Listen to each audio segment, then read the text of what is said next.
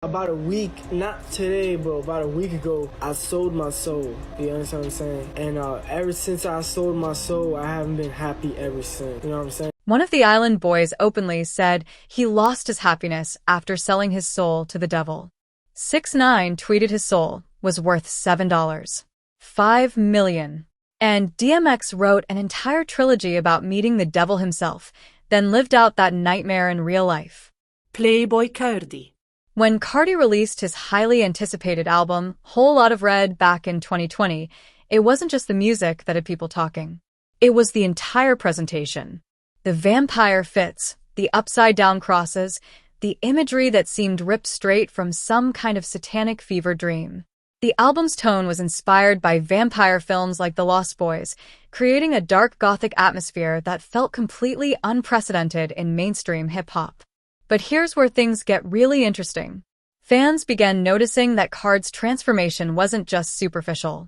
His live performances started taking on an almost ritualistic quality, with theories emerging that he might be possessed by a demon called Murmur, supposedly passed down through his connection to the Lil Wayne lineage of artists. Now, that might sound absolutely insane to most people, but when you see Cardi on stage, horned hoodies and all, screaming into the microphone with what can only be described as otherworldly energy, you start to understand why these theories gain such traction. Then there's the matter of his tattoos. When photos surfaced of what appeared to be a Satan tattoo on Card's neck, it sparked a genuine panic among certain segments of his fan base. Some accused him of openly worshipping the devil, while others defended it as merely an aesthetic choice, a punk rock homage rather than any genuine allegiance to the forces of darkness.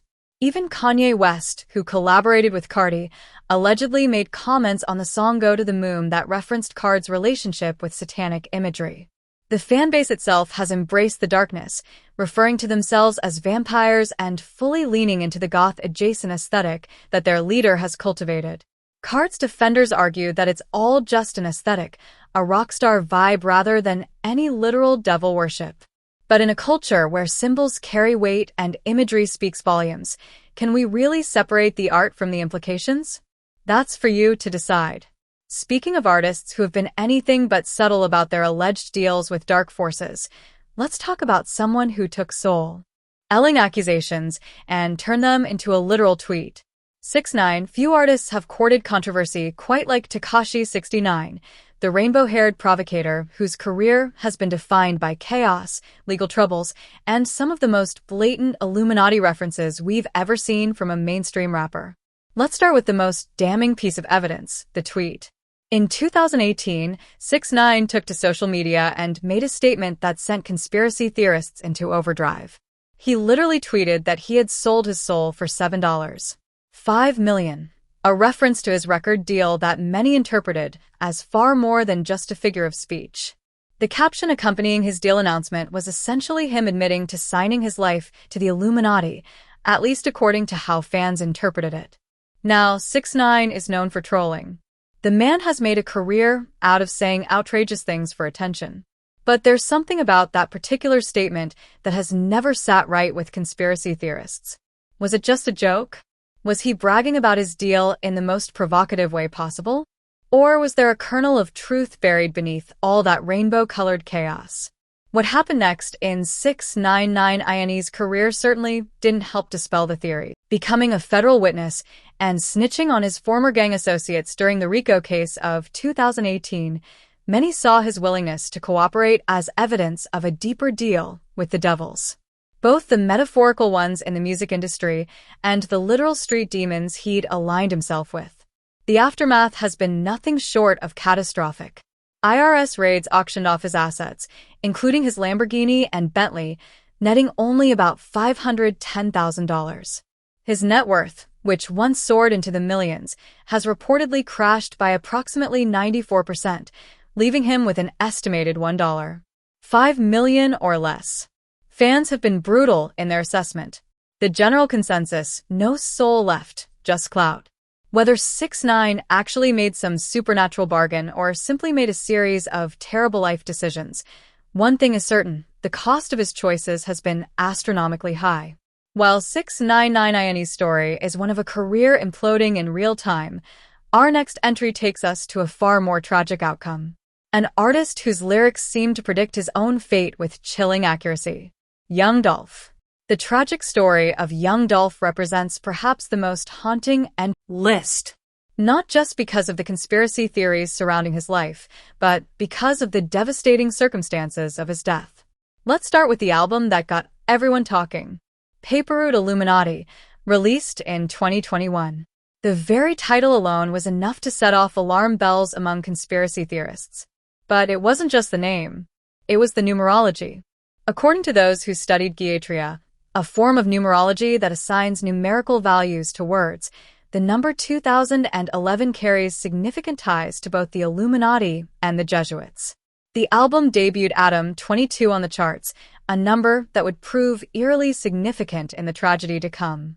Perhaps most chilling were Dolph's own lyrics, which seemed to foreshadow his fate with disturbing accuracy. He rapped openly about sacrifice, about the price of fame, asking questions like, "If I sacrifice myself, will I go to hell?" These weren't just bars. They felt like prophecies. When Young Dolph was murdered at a Memphis bakery on November 17, 2021 at the age of 36, the conspiracy theories exploded. Some fans pointed to the date itself, noting that when broken down through November 17th could be interpreted as adding up to 666. Others noted that Dolph had been shot multiple times before his murder, suggesting these were warnings from forces he had crossed.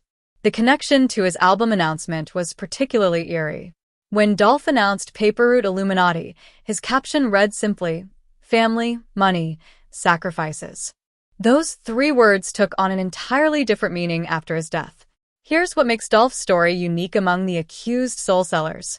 He had rejected a $22 million record deal to remain independent, turning down offers from industry giants like Yo Gotti and Gucci Mane. To some, this made him anti-Illuminati, a symbol of resistance against the machine. To others, it painted a target on his back. The murder trial has faced numerous delays, with proceedings pushed to July 2025. Meanwhile, Memphis has honored him by renaming a street in his memory, a testament to his impact on the community. But the questions remain. Was Dolph's death simply gang violence, or was it something far more sinister, the ultimate payment for a pack that demanded the highest price? Young Dolph's story centers on the mysterious circumstances of his death. But our next subject's accusations go far deeper, spanning decades of scandals, tragedies, and allegations have made him a central figure in hip-hop's darkest conspiracy theories. P. Diddy. No discussion of Soul's allegations in hip-hop would be complete without examining the man whose scandals have dominated headlines for decades, Sean Diddy Combs. The accusations against Diddy aren't just about Illuminati hand signs or cryptic lyrics.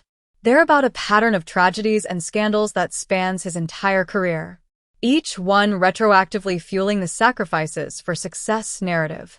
Let's go back to the beginning. In 1991, a stampede at a charity basketball game at City College resulted in 9 deaths. Diddy had promoted the event. For conspiracy theorists, this wasn't just a tragic accident. It was the first in a series of rituals that would pave his path to mega-stardom. The fact that his career exploded shortly afterward only added fuel to the fire. Then came the 1999 club shooting incident where Diddy's protege Shine took the fall and went to prison. The deaths of Tupac and Biggie, both of which have been linked to Diddy through various theories over the years, further cemented his reputation as someone whose success comes at others' expense. But it's the recent revelations that have truly sent the conspiracy world into overdrive. A documentary alleged that Diddy performed an animal sacrifice in Central Park before his 1999 verdict. Specifically, a bird sacrifice meant to ensure a favorable outcome. His former bodyguard, Gene Deal, has described feeling like events around Diddy had a sacrificial quality to them. The accusations have only intensified. Members of Day 26, a group Diddy helped create, have allegedly received human sacrifice emails during their time under his management. Sacrificial stuff that they found deeply disturbing. The Cassie lawsuit in 2023 detailed years of alleged abuse. In 2024, raids uncovered evidence of what investigators called freak-offs, events whose true nature remains under investigation. Even Kim Porter's death in 2018 has been pulled into the conspiracy web, with some theorizing it was the PAC's price. The Diddy case has become a QAnon obsession, with 2004 parties being reimagined as potential human sacrifice events and parallels drawn to Jeffrey Epstein. Diddy has categorically denied these allegations. But as his legal troubles mount, the theories show no signs of slowing down. From allegations of rich stranger. What if an artist didn't just sell their soul, but was replaced entirely? That's the bizarre theory surrounding our next rapper, Eminem. Here's where things take a truly bizarre turn. Because when it comes to Eminem, the conspiracy theories don't just suggest he sold his soul, they suggest he paid for it with his very existence. The Eminem clone theory is one of the most persistent and strange conspiracy theories in hip-hop history. According to believers, the real Marshall Mathers died sometime around 2006, possibly from an overdose, and was subsequently replaced by a clone or body double. The proof alleged changes in his appearance, voice, and artistic style post-encore. The evidence that believers point to is genuinely unsettling, even if you don't buy the theory. The 2013 Zane Lowe interview is often cited, where Eminem appears to freeze or glitch during certain moments, staring blankly in ways that seem almost inhuman. Eye twitches, strange pauses, and what some describe as dead eyes have all been compiled into videos that rack up millions of views on YouTube.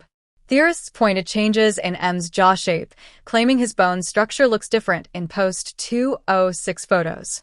Others note that his voice has changed, becoming deeper, more growly. Though skeptics would attribute this to age and sobriety, the evidence as well. Lyrics that reference the New World Order album covers featuring one eye prominently displayed.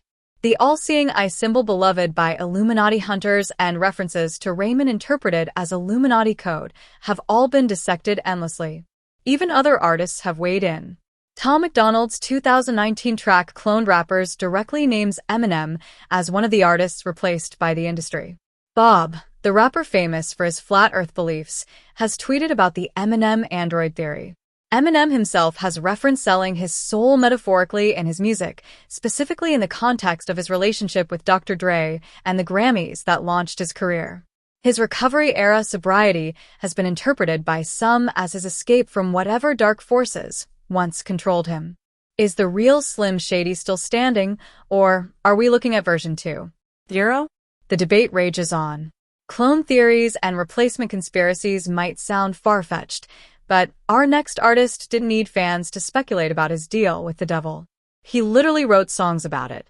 DMX. If any rapper's story reads like a genuine battle between good and evil, between the forces of heaven and hell, it's the legendary DMX. Unlike most artists on this list who are accused of soul selling based on circumstantial evidence, DMX actually created an entire narrative around the concept, the famous Damien trilogy, that discography, beginning with It's Dark and Hell is Hot in 1998. The Damien tracks tell a Foian horror story that mirrors X's own life with eerie precision. In the original song, DMX's character meets someone he believes is his guardian angel named Damien. But Damien is revealed to be the devil in disguise. And through their interaction, X's soul is traded for fame and fortune. The key line that has haunted fans for decades: "You sold me your soul when you didn't say no."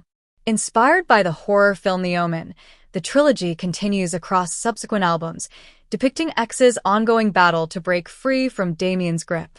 In the Omen sequel track, Damien claims full ownership of X's soul after a shooting incident. The music videos were dark, disturbing, and felt less like entertainment and more like a confession. What made the Damien narrative so powerful was how closely it mirrored DMX's real-life struggles. His lifelong battles with addiction, his legal troubles, his personal demons, all of it felt like the repayment portion of the devil's bargain. X prayed publicly throughout his career, often delivering powerful prayers before shows, pleading with Jesus to keep the devil out. Fans have theorized that the trilogy was never hypersexualized image that critics claim were demanded by industry puppet masters to maximize her marketability. Then there are the music videos, which have provided endless ammunition for conspiracy hunters. The only video from 2014 featured Nazi-like imagery and occult symbols that sparked immediate backlash. While Nikki apologized for the Nazi imagery, calling it unintentional, the occult elements, the imagery of control, domination, and dark power aligned perfectly with Illuminati queen narratives. In a 2015 Rolling Stone interview, Nikki made comments about the price of fame that conspiracy theorists immediately seized upon. Her admission about having to open up about what the industry demands was interpreted as coded language about souling. Those skeptics would argue she was simply discussing the emotional and personal toll of celebrity.